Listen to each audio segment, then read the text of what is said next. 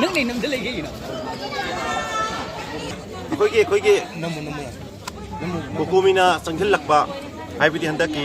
ꯏꯁꯨꯁꯤꯒꯤ ꯃꯔꯤ ꯂꯩꯅꯅ ꯃꯅꯤꯄꯨꯔ ꯂꯩꯉꯥꯛꯇ ꯂꯩꯔꯤꯕ MLA ꯈꯨꯗꯤꯡꯃꯛꯁꯤꯅ ꯃꯥꯒꯤ ꯂꯧꯐꯝ ꯊꯣꯛꯄ ꯗꯥꯏꯇ ꯂꯧꯔꯛꯇꯕꯗꯒꯤ ꯑꯩꯈꯣꯏ ꯑꯊꯨꯕꯗ ꯃꯅꯤꯄꯨꯔ ꯂꯩꯉꯥꯛꯇ ꯃꯤꯌꯥꯝ ꯌꯨꯠ ꯑꯣꯏꯔꯤꯕ ꯑꯩꯈꯣꯏ MLA ꯁꯤꯡꯁꯤꯅ ꯃꯥꯒꯤ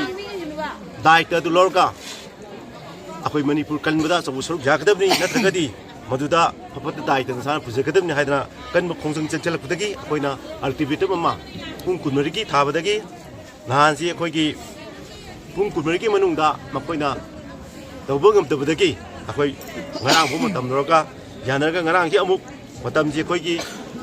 ꯄꯨꯡ 6ꯇ ꯍꯥꯏꯕꯗꯨꯅ ꯃꯇꯝ ꯊꯦꯡꯉꯦ ꯑꯗꯩ ꯑꯩꯈꯣꯏꯅ ꯌꯥꯅꯤꯡꯗꯕ ꯄꯣꯠ ꯑꯃ ꯌꯥꯎꯕꯗꯒꯤ ꯃꯗꯨ ꯁꯦꯝꯗꯣꯛꯄꯤꯔꯛꯎ ꯍꯥꯏꯕꯗꯒꯤ ꯉꯁꯤ ꯔꯤꯚ꯭ꯌꯨ ꯇꯧꯔꯀꯥꯟꯗ ꯑꯩꯈꯣꯏ ꯄꯣꯠꯁꯤ ꯊꯝꯖꯕꯅꯤ ꯃꯁꯤꯒꯤ ꯃꯥꯡꯑꯣꯏꯅꯅ ꯊꯝꯖꯔꯤꯉꯩ ꯃꯥꯡꯑꯣꯏꯅꯅ ꯍꯥꯏꯔꯤꯕ ꯊꯧꯗꯣꯛ ꯑꯁꯤ ꯆꯠꯊꯔꯤꯉꯩ ꯃꯅꯨꯡꯗ ꯅꯨꯡꯉꯥꯏꯇꯕ ꯊꯧꯗꯣꯛ ꯈꯔ ꯊꯣꯛꯈꯤꯕ ꯍꯥꯏꯇꯥꯔꯦ ꯃꯗꯨꯗꯤ ꯈꯪꯍꯧꯗꯅ ꯃꯁꯤꯒꯤ ꯏꯍꯧ ꯑꯁꯤ ꯇꯧꯔꯤꯉꯩ ꯃꯅꯨꯡꯁꯤꯗ ꯑꯩꯈꯣꯏꯒꯤ ꯖꯤꯔꯤꯕꯥꯝꯗ ꯑꯩꯈꯣꯏꯒꯤ ꯃꯅꯤꯄꯨꯔ ꯂꯩꯉꯥꯛꯅ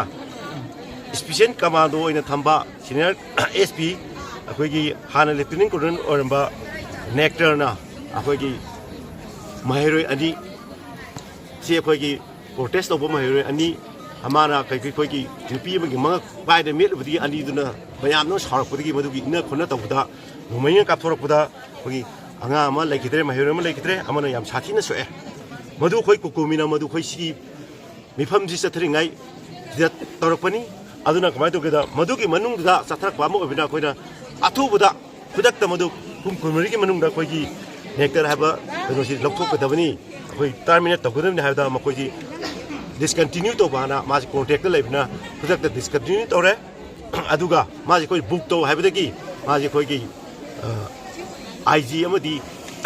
DIG ꯌꯥꯎꯅ ꯃꯥꯒꯤ ꯃꯊꯛꯇ ꯏꯟꯀ꯭ꯋꯥꯏꯔꯤ ꯆꯠꯊꯔ ꯃꯇꯨꯡꯗ ꯕꯨꯛ ꯇꯧꯕꯒꯤ ꯄ꯭ꯔꯣꯁꯦꯁ ꯇꯧꯒꯅꯤ ꯍꯥꯏꯅ ꯇꯧꯔꯛꯄꯗꯒꯤ ꯑꯩꯈꯣꯏ ꯃꯗꯨꯒꯤ ꯏꯍꯧ ꯑꯗꯨ ꯑꯩꯈꯣꯏ ꯇꯞꯅ ꯊꯝꯈ꯭ꯔꯒ ꯃꯇꯨꯡꯗ ꯃꯈꯥ ꯇꯥꯕꯗ ꯑꯩꯈꯣꯏꯅ ꯂꯧꯈꯠꯂꯛꯄ ꯑꯩꯈꯣꯏꯒꯤ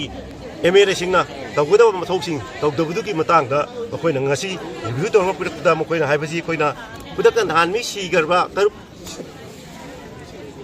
ꯏꯅꯣꯁꯦꯟꯠ ꯄꯤꯄꯜ 6 ꯑꯉꯥꯡ ꯅꯨꯄꯤ ꯑꯗꯒꯤ ꯑꯉꯥꯡ ꯃꯆꯥ ꯌꯥꯎꯅ ꯂꯩꯈꯤꯗꯕꯗꯨ ꯃꯗꯨꯒꯤ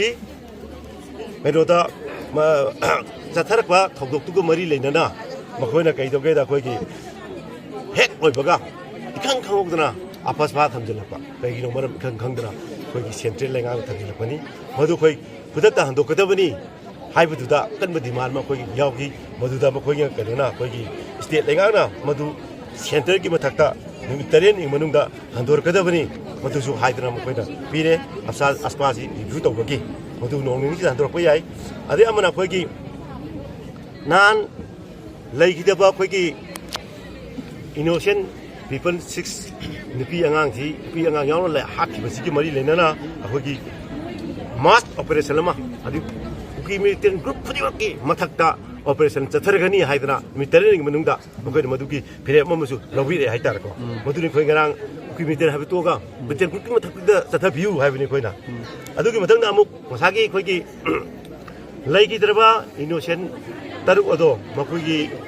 केस असी NIA दा सिनागरे हाबदा मोइना अदु पोत लाने NIA दा सिनागरे हाबनि को अदुजु अदुगा लोइना लोइना हंदकी खोइगी बिशेमपुरदा लेखिदबा नुपी फार्मर अमा लेखिदबसु मदुगिसु NIA दा सिनारगनी हाइबनि लोइना लोइना खोइगी हाइरिबा एनोसिगे लोइना लोइना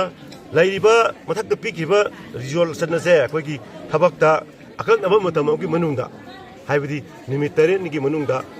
थबक ओंथोकदबनी अदुना मसी करिगुंबा तौरक्तगदी इंडिया दा लैरिबा MLA खुदिमकना मणिपुर मियांग लोइना अखोइ थबक तौबदु जंगलागनी हाबनि मोइना हाइजेको मोमेना मसी निमित विदिन निमित 7 डेज मनुंगदा अदुना हाइबा वारे मसी लोपुर मरम ओरगा अखोइना संगथलबसिदा नुंगाइतबा अमना मसिदे जाय हाइगिबा MLA कुंतरुक सरुक याबा निपाल मना मसांगम निपाल मना मसांगम दबा तरामा थोयबना खोइगी सरुक याबा लाखिदबा मदु यामना खोइगी जीरबा मतम मत याम लाइबक थि मतमदा अदुगुंबा खोइना मियामना करकपा मिफम अमदा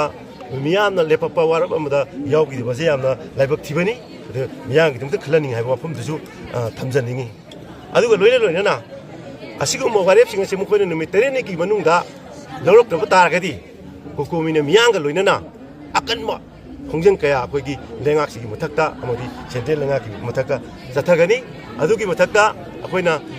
मधु खोइना मखोइगी मसिगी थाजबसे अखोइदा थमबदिना नुमित तेरेनि से अखोइना चंगचललंबा विजिटेशन खुदिमक से नुमित तेरेनि की ओइना कोइ सस्पेंड तौजरे हाइबि